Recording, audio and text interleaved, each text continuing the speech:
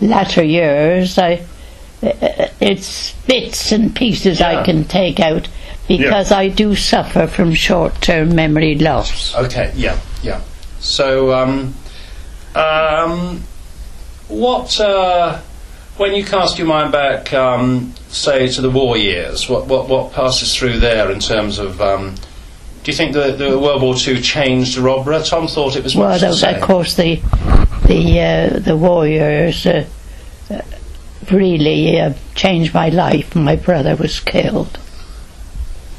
I see. There's your brother up there. That's with him. The two poppers. Yes. That's very moving. Where? I'm just looking. His name was Stan. Right, Stan. Yes, and he was killed in. I think he just managed to get into Germany. He landed on D-Day +2. D-Day +2. Okay. My father was behind Japanese lines. He was a Chindit, and I remember him telling me when I was very small that they didn't even know about D-Day there. But didn't they? So your brother was a war hero, really. But that was a chastening time for you. Yeah, he was certainly my favourite. Right. And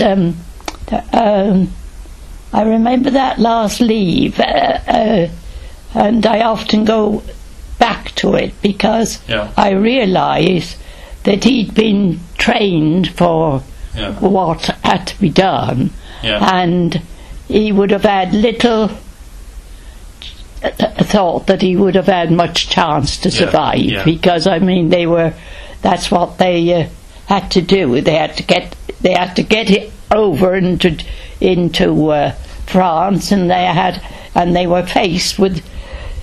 Fortunately, I think that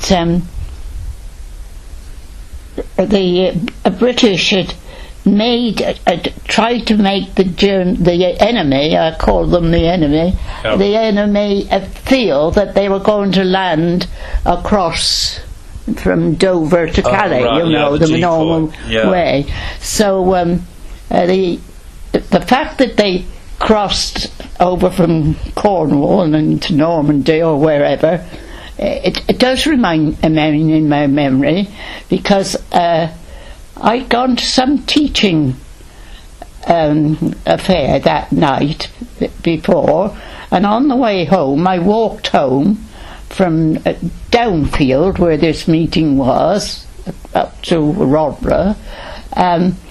I saw tanks in the shadows wherever they could be. Right. They were ready, you see, to make the thingy. So I suppose you could say, from that point of view, although it didn't mean anything, I mean, I thought they were just practicing something or other.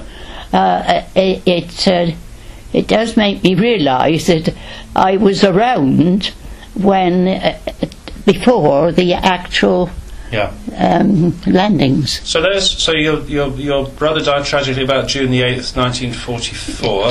June the 7th, I think. June the 7th, sorry. And you saw the tanks on Downfield school fields. I saw them. No, I saw men hiding. Right. They were in uniform, in any position that they could.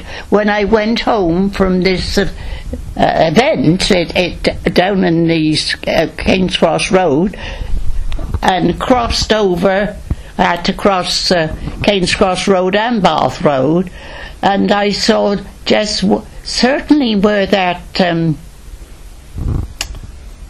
factory is, there were people hiding. Right, in training.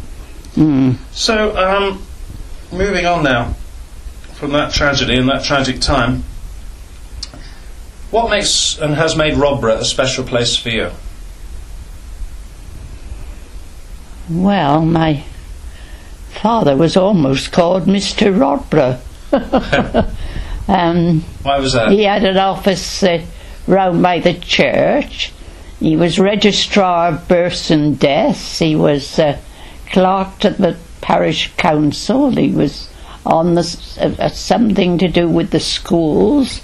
But his main job was collecting the rates of the area. Right. Okay. So he'd be walking around. How do you see him now? Dressed with a bowler hat and walking around? I'm just trying to picture him myself. No, he didn't wear a bowler hat. He wore one of these, felt hats. Felt hats, right, yeah. Okay. So really it's a special place because you're Miss Rodborough. He was Mr. Rodborough, I suppose. Yes, it's a long time ago, Mark, because he retired when he was 67, I think he was, when he retired, and he didn't die until he was 99, and during that time, of course, I took over this, I bought this, and he came and lived with me after my mother. I don't remember whether I brought my mother here. I might have done. I've forgotten. So your father must have died just at the end of the last century, did he? He was born in 1886, and he died in 1985. Right.